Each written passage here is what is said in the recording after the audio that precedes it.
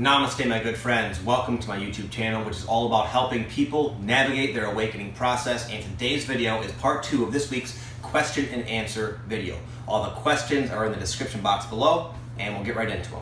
Someone asked, they're experiencing a sensitivity to heat and light and electronics, and they just asked if that's normal or are they freaking crazy. So, of course, it's very normal. You're becoming very sensitive. I'm incredibly sensitive to electronics. In fact, ironically, I work on the computer a lot, but it's really disorienting for me. It's just, I feel a big time vibrational and energetic dissonance when I'm on the computer, or when I'm in a store or something where there's a lot of electricity and stuff. It's very it bothers me. It makes me feel again, disoriented is the best way I could put it. But it's okay, it will pass. And it's just a sign that you are becoming very sensitive. You're becoming very psychic, very sensitive, very open to the subtle energies that things like light bulbs and whatnot give off, that most people are a little bit too hardened in their density. They just see a light and that's it. You can feel the light. And all these artificial types of electronics and stuff does not feel as good as going into nature.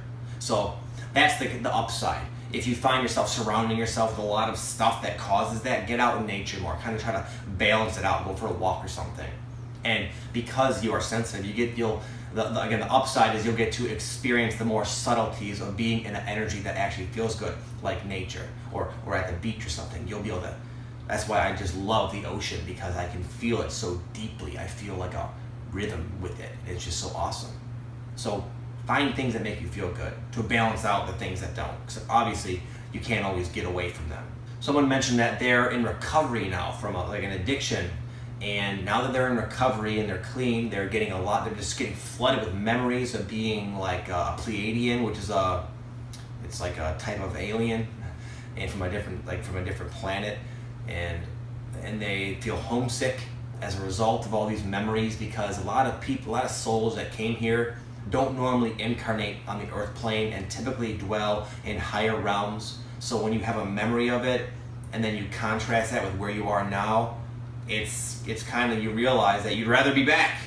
But this is a passing phase. And here's one thing I'm noticing a lot of people build egoic identities around this, elevating their ego to the status of an advanced soul who's, it's not really, they don't like it here, they want to go back. That's gonna pass. If you really want to be an advanced soul, you gotta get past that, okay? So, but if you're feeling that, let it be. It's a natural thing. You're kind of remembering where you came from. You can't deny that on most levels, to your human mind especially, it's better where you were. And here you are in this negative place, and you don't really have a lot of people like you. So it can make you homesick. But here's the thing, guys. You guys who are feeling that way have yet to find your true grand purpose. And once you do, you'll know why. You'll be excited about it. You'll be happy to be here. But in order to find that purpose, you have to go through this process. Just got to go through the various stages that are orchestrated by your higher self always. And eventually you'll come to a point, a day, a moment in time when you know what your purpose is, and you'll say, aha, that's it. That's why I'm here. Yay! And then it's all worth it. Then you start to dig into the earth experience and kind of appreciate how unique it is. Appreciate what you went through. You went through a lot to get to this place, and it was all worth it because it feels so good to have this harmony and resonance with your true self and your purpose. So just go through your process, man, and there's good things coming. You don't have to get out of here to feel the good things. You can feel the good things here on earth, despite what's going on. So this is a very common thing right now, apparently, I made a video recently about seeing your relationships and people in your life in a very different light. So someone asked me about toxic relationships. They're kind of stuck in a toxic relationship. So here's the process I've learned. There's a sort of a somewhat, at least for me, a lot of times, more of a prolonged falling out of these toxic relationships. The first thing is you realize you're in a toxic relationship in the first place. You oftentimes you're not aware of it. So you become aware of it. You go, wow, this person's toxic. They're bringing me down. They're holding me down. They don't really love me. They don't really like me. It's all about them. But it's also unpractical just to say, well, okay, I'm leaving you. I'm getting out of it. there's unfortunately a little bit of a lag time, you kind of have to sit in with it and let this notion really solidify, fueling you eventually with the sufficient motivation to finally say, enough. I don't care if you're going to be pissed about it. I have no obligation to someone who cares very little about me and only about themselves. Why would I make myself miserable to be with someone who has that mind state? Don't be carried away by the fantasy of their potential. Be honest with who they are now. A lot of times these toxic relationships keep you stuck because you see their potential. They have little flarings of purity, flarings of this love, but if they're predominantly not like that, then they're a long way from embodying that to the level that you're going to be satisfied with. Is astrology related to the ascension? I think so, personally. For a while I followed astrology a lot, and I would definitely find that the good astrology people who seem to really channel the kind of energies the way I do in a way, I could tell they did it and just kind of framed it with astrology. It seemed very relevant to me in my life. A lot of the themes they would mention were very appropriate. My wife's really into the astrology, always mentioning, that's because they're a Leo, or so-and-so said this. Oh well, that's totally Gemini. She's all into that. More so than me. I don't watch anything. I watch nothing. I watch no reports of any kind personally. But yeah, in my opinion, astrology is very much a part of this ascension process. In fact, you could say it's like the cause of it. These new astrological alignments, our Earth planet moving into a new part of space. So astrology can be a very valuable tool for helping you navigate your awakening, just like what I'm doing. Someone asked me, how do you learn to love someone you hate? I would say, on a practical level, why do you even care about doing that? Just, if you really hate someone, then go about your life. Let them, keep someone around in your little circle who you hate. But to answer it in a more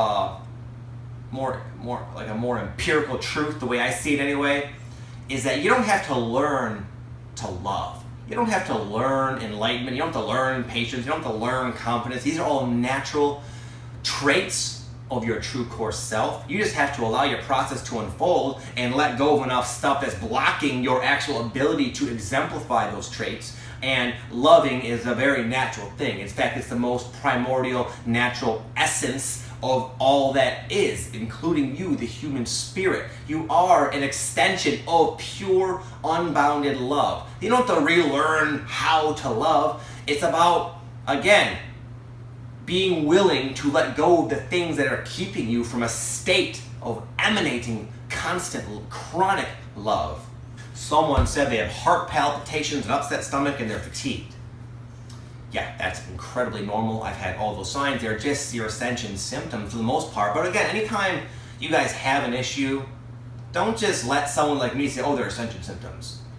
Because there's no way for me to really know that. And oftentimes an ascension symptom can also be something that requires medical attention. Those in particular, I would guess not. Heart palpitations, I get them all the time. And it's a little bit weird the first time you have them because it's with your heart. Fatigue, welcome to the club. You just ask all the people watching these videos, how many of them are experiencing fatigue? Very normal. Because it takes a lot of energy to resist your true core self. And a lot of you who are just starting off on this awakening are becoming aware of how much you're resisting, and it's becoming kind of intensified and magnified, and therefore you get tired as a way to show you that, wow, you're really straining to not be your real self. So that's a normal thing. That's going to just be a part of your ascension until you can let go of enough of your baggage to where you are more predominantly dwelling in your highest potential, at least at that moment. And the upset stomachs, that could be a lot of things. Maybe you're eating some food that is not really resonating with your biochemistry at this point.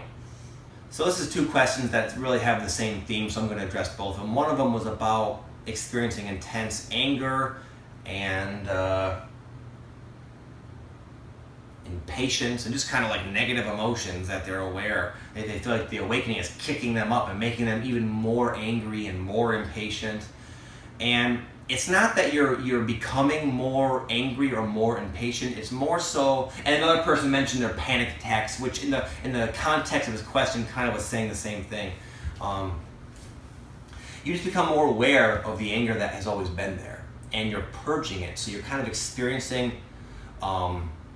rather than trickled amounts of these negative, dense emotions in your day-to-day life, you're getting big clumps of them as they come up, and you're like, wow, I'm really angry. Wow, I'm really impatient. Stuff like that. Because you're just in the process of getting rid of all that. Because going back to last question, all that's the stuff that's keeping you from being a naturally loving person. So just expect it, man. You're just becoming more aware of that, and that is the first step to actually letting go of that permanently. Don't try to avoid it. Don't try any little mind tricks to make yourself not angry. Just allow it to be. Don't resist it. Let it come and see, ask yourself, why do I have this anger? What is the root cause of this anger? What is it really about? And I'll tell you what it's mostly about. It's about your fears. A lot of people think they're mad at something, but really it just makes them nervous about themselves. And therefore they say they're mad. But really, again, it's just a fear. So that's it, guys. My battery is on the verge of death, so I wanted to kind of whip through this a little bit faster than normal, but I hope you enjoyed it. I believe I answered the questions successfully anyway. So with that, I will close. If you guys have any questions, of course, drop them in the description or the comment section below, and I'll hook you up next week. God bless you all. Namaste.